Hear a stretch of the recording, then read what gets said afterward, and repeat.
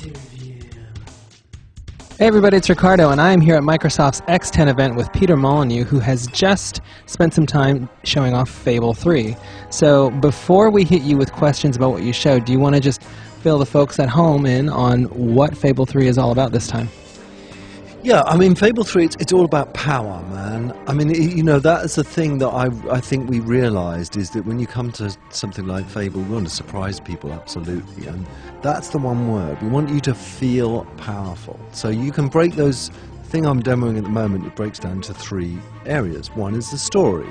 How can I write a story that makes you feel powerful? Well, most stories are the same, whether they're books or films or TV or computer games, and certainly that was true of Fable. They're about the hero's journey. You know, it's that you start off as a weak character, and then there's some big baddie, and then you power yourself up for the ultimate final fight, you defeat the big baddie, credits roll. Well, why is it like that? Why do you take my moment of victory away and roll the credits? Surely there's something we can do there. So the story in Fable 2 is the same at the start. You start as a weak character.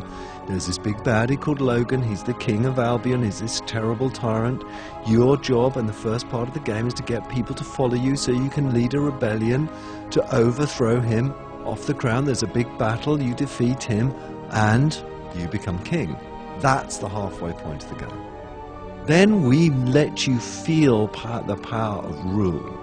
What it feels like to rule a kingdom. And there's a huge amount of unique drama which I don't think you would have seen in any game before. So that's the first thing. The second thing, if it's all about power, what game mechanics can we give you that make you feel powerful? And bizarrely, we were really inspired by some things that we've seen in other games. One of those games was called Ico.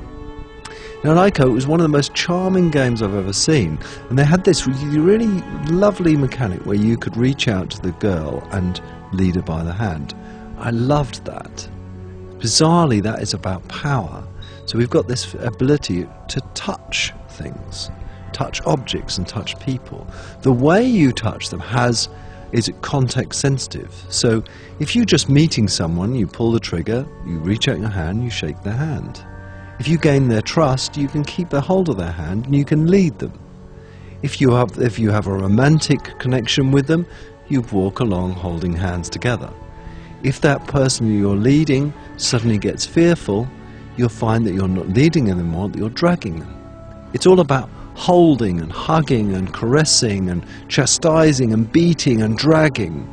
And that's what touch gives you. And I think when you see it for the first time, which I've been showing, you kind of get it. Oh my God, I can see. There was one bit in the demo that we've got here where there's a beggar comes up to you and asks you for some money. You just give them gold. Or you can use the touch expression. You take him by the hand and he'll say, "Oh, you're going to take me home for dinner. That's lovely. I haven't had a full meal." But if you drag him towards the workhouse, he suddenly gets the idea that you're going to sell him.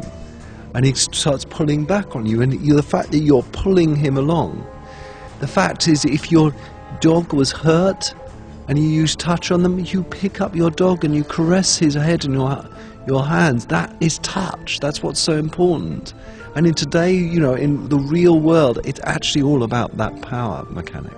And the last bit of that I'm demoing is about combat.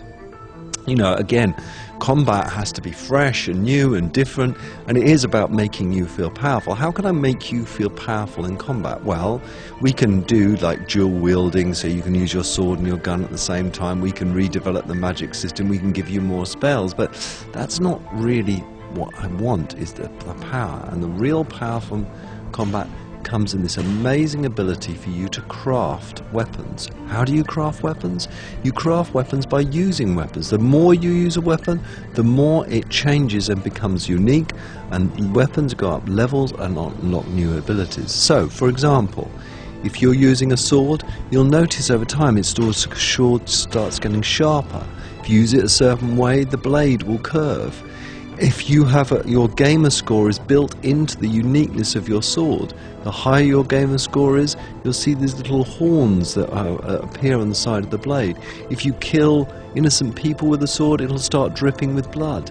If you use special moves and you're very successful with it, it'll get even more sharp. The texture of the blade, the shape of the blade is defined by the creatures you kill. That means everybody's weapons can be unique. What's so cool about that is you are then free to trade your weapon online. And your weapon will be known as Ricardo's axe of hob killing. You can trade that online, it can go around online, and then you can buy it back later and see how it's changed. That makes you feel powerful. That's more about morphing and more about your uniqueness, but rather than just being in your body, it's in the combat system alone. All right, next question, you mentioned combat. Now, fundamentally, it looks right now to be very similar to the combat in Fable 2, but there have been some changes that you mentioned. Yeah, so the combat system is actually turns out to be really, really different. We still got the 3 buttons, so 1 button for swords, 1 button for guns, 1 button for magic. But now we've really honed this fast presses as quick attacks, sustained presses a build up, and what we call flourish attacks. The cool thing about those build up flourish attacks, we do not cap their power. So the longer you hold down the button, the more you charge up and build up your sword swing, your gunshot, or your magic spell. If you were to hold down the button for 10 hours, you would get a thermonuclear-like attack. That's fine, I love that, it's all about the power. So that's the first thing. The second thing, there's a few mechanical changes. You're absolutely able to press the sword button to defend with your sword, and then quickly switch to the gun button and shoot as well. So you can be using your sword and shooting, and it's exactly the same applies to magic, so those are mechanical things. Plus the fact we've taken away this very clumsy magic system where it had 5 levels and replaced the magic system with these objects which you have but allow weaving to be in there. And the whole of combat is modified by the weapon that you're wielding, which is unique to yourself. All right, so our next to last question is about Natal support, because Fable 3 was obviously one of the titles that was, listed as having some kind of Natal functionality. You talking about that yet? I mean, if it's up to me, I would talk about every single feature in the game. I love Natal. I love the uniqueness of it. I love that it pushes me as a designer. It makes me think of, smart ways of interacting with experiences. I completely adore it. I think the Fable universe is perfect for that sort of freshness that's there. But, I'm just not allowed to talk about it. What I can say categorically is you play Fable with a controller. It's not a Natal-based game in any way. But I'm not saying that Natal doesn't feature in Fable. And obviously our last question is, when is the game coming out? It's definitely going to be this year. I've learnt that you shouldn't be specific about dates, because you'd probably be wrong, but definitely this year.